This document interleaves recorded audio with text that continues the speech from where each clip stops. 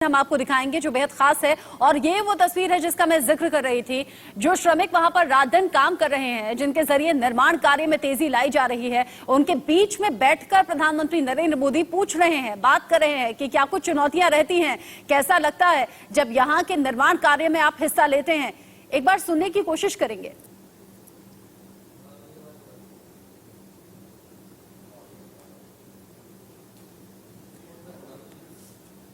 प्रधानमंत्री नरेंद्र मोदी देवभूमि में मौजूद हैं, देवभूमि के लोगों के बीच मौजूद हैं और ये वो तस्वीर बेहद खास। और आप समझिए कि उन श्रमिकों के लिए इससे ज्यादा सम्मान वाली बात क्या होगी जब रात दिन यहां पर मेहनत करके निर्माण कार्यों में तेजी ला रहे हैं। प्रधानमंत्री नरेंद्र मोदी न सिर्फ उनके बीच में बैठकर बात करते हैं बल्कि उनके साथ तस्वीर भी खिंचवाते हैं और उन्हें सम्मान इस अंदाज में देते हैं, क्योंकि इन श्रमिकों के बिना कतई भी संभव नहीं था यहां निर्माण कार्यों को इस अंदाज में पूरा करना और कम वक्त में अपने लक्ष्य को हासिल करना।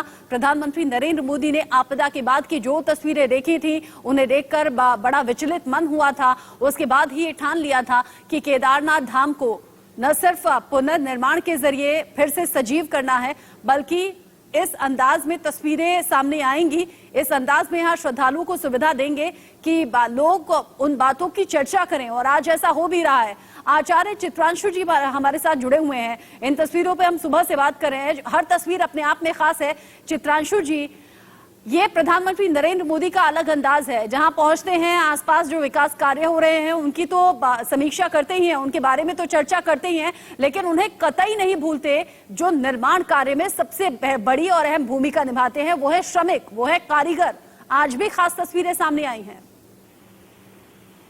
जितनी भी बड़ी और ऊंची इमारतें दिखाई पड़ती हैं, कहीं ना कहीं उसमें परिश्रम अगर किसी का होता है, किसी ने कुछ किया होता है, तो वो श्रमिक ही होते हैं। जितनी बड़ी इमारतें खड़ी हुई हैं उसमें खून पसीना किसी ने बहाया है, उसको मूर्त रूप देने का काम किया है। तो कहीं ना कहीं जैसे किसी इमारत की नींव है, उसको बनाने वाले वैसे ये सब के सब बनाने वाले जितने लोग हैं वो कहीं ना कहीं श्रमिक ही हैं। इनको सम्मान देना, यह तो देखिए एक बात बहुत बड़ी बात है कि एक कहावत है ना, जाके पैर न फटी बेवाई सो क्या जाने पीर पर आई। जिसने कोई दर्द देखा नहीं उसको दर्द का आभास होता ही नहीं है। माननीय प्रधानमंत्री जी स्वयं ही स्वयं सेवक के रूप में हर जगह हर वर्ग के लोगों को देखा हुआ है, हर परिस्थिति से गुजरे हुए हैं, तो उनको हर चीज पता है, वो हर चीज जान रहे हैं कि क्या परिस्थिति खड़ी होती है, कैसा होता है, क्या होता है। इसलिए वह सबको बराबर सम्मान देते हैं। जो व्यक्ति खुद से नहीं गुजरा होगा वह कैसे जान सकता है कि इनका योगदान क्या है, इनका परिश्रम क्या है। तो निश्चित तौर पर प्रधानमंत्री जी को यह पता है।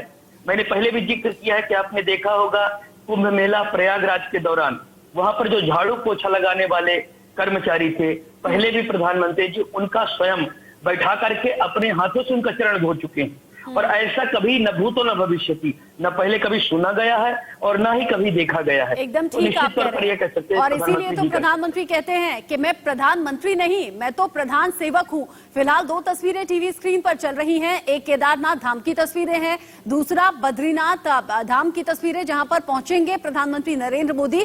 केदारनाथ धाम में यहाँ दर्शन पूजन हो चुका है और यहाँ श्रमिकों से मिले हैं, आम लोगों का भी अभिवादन स्वीकार किया। आदि शंकराचार्य समाधि स्थल भी पहुंचे और उसके बाद बद्रीनाथ जाने का कार्यक्रम है। वो तस्वीरें भी जैसे आएंगी सामने वो हम अपने दर्शकों तक दिखाएंगे, पहुंचाएंगे। साथ ही साथ हमारे साथ जगत गुरु राम दिनेशाचार्य भी जुड़े हुए हैं।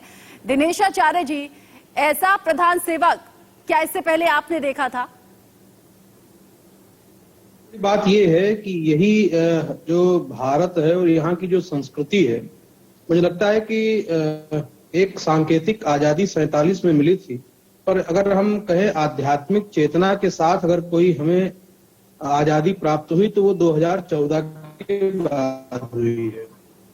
माननीय नरेंद्र मोदी जी जब से प्रधानमंत्री की गद्दी पे बैठे हैं, तो निश्चित रूप से जो एक लोकतंत्र की मर्यादा है, और लोकतंत्र का अर्थ है जहां लोक ही राजा के रूप में स्थापित होता है, उस बात को समझ करके और अपने आप को सेवक की भूमिका में स्थापित करके और जितने सारे कार्य हो सकते हैं धार्मिक, राजनीतिक, आर्थिक और जिस प्रकार से देव स्थानों के प्रति, चाहे वो केदारनाथ धाम हो, चाहे वो बद्री धाम हो, चाहे वो अयोध्या हो, चाहे वो उज्जैन हो, चाहे फिर वो वाराणसी हो, जहां जहां हमारे देव स्थान है, या हम यूं कहें कि जहां जहां हमारी परंपराओं की थाती के रूप में स्थापित स्थान है, उस स्थापत्य के प्रति इतनी जवाबदेही और इतना लगन मुझे लगता है कि आज के पहले इस देश ने ऐसे प्रधानमंत्री के रूप में किसी को प्राप्त नहीं किया है।